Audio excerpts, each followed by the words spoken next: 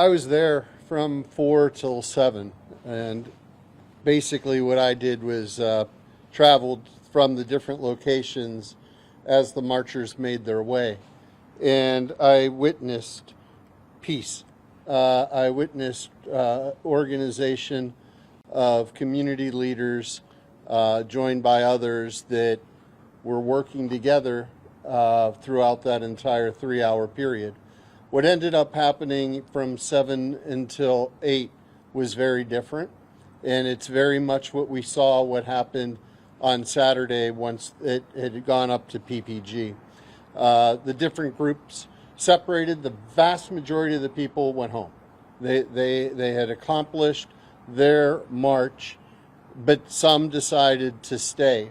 And from that, there were separate groups, some down by the heart of the East Liberty Business District, around Sneaka Villa and Dollar Bank, others that were going up past Whole Foods towards Negley on Center Avenue, and some others scattered. And in each of these different areas, there was violence and destruction that was a part of it. As the commander told me, and I was not aware, after the first volley of bricks at police officers, the lieutenant on duty said, "It looks like they're calming down. Before we put smoke in," and again, it was smoke, not gas, "before we put smoke in, I'm going to just call out another order to leave." That it was, at that point, had become an unlawful assembly, and they were told this. After he did that, they came back again and threw more bricks at police officers. It wasn't until after those that the smoke was released. And after continual warnings to leave, where people would not leave, and they were told that they wouldn't leave, and they continued to cause damage, it was then that the officers escalated to the point of being able to break the crowd up. And that finally succeeded. What we did not see is East Liberty is not on fire tonight. People from East Liberty are not harmed. 2 protesters were taken for evaluation, and they should be absolutely fine. 9 officers were hurt by protesters. At what point do we not take a response that helps to protect the community and the officers that are just doing their job in order to keep peace? We just say no as people come from out of state into our neighborhoods in order to destroy our neighborhoods, to burn East Liberty down? We allow this as just part of the cost we have to pay? They're not even part of the protest, and the organizers of the protest themselves were working with our Pittsburgh police in order to identify who those troublemakers are.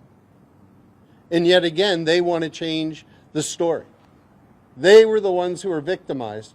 After they throw rocks and bricks at police officers, take on a commander in his vehicle, smash in windows of our local businesses, and yet they're the victims. At what point do you just say, they're telling me I have to leave, maybe I should leave? And maybe I won't spend the night in jail. And maybe I won't be in harm's way. And for people who wanted to see what was happening, at what point do you say this might not be a proper situation for me or my children to be at?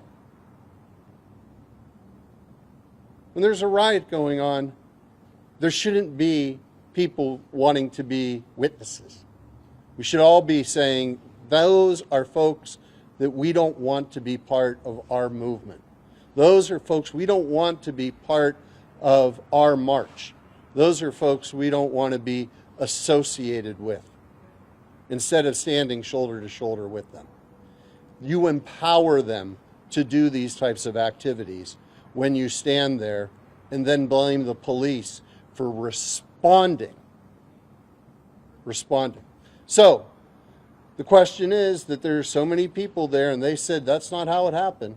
It went down a very different way. So I've ordered the police chief to transcribe all of the Emergency Operation Command communications from 7 p.m. to 8 p.m. this evening, and to provide that to me tomorrow. Can I provide it to the media? No. 2 reasons. Number one is just on the basis of critical information on the operations side during an emergency. And the second is contractually with the FOP that we do not have the right to release information if there is to be an investigation or if it's an ongoing investigation. However, this is what I was elected to do. And I was elected to look at documents like this in order to be able to make decisions based upon facts and not emotions.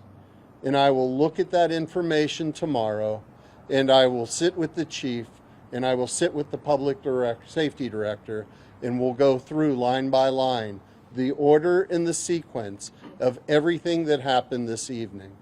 And if there is anything that has deviated from what you were told tonight, I will be bringing it up directly and calling for accountability from the chief and the public safety director. That is my job.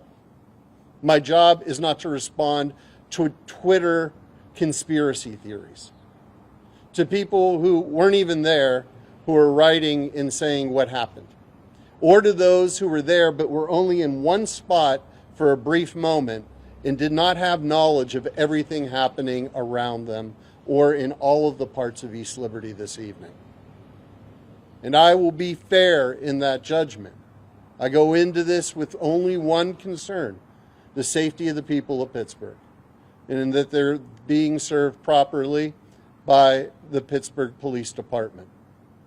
So I want this to also be an opportunity, because you had reporters there all day. They saw and they were a part of what happened, to be able to ask anybody who is directly involved in the command of the operations for today, anybody who was on the ground or in any other position who was involved in that sequence of events, the opportunity for the media to ask before the sun rises tomorrow.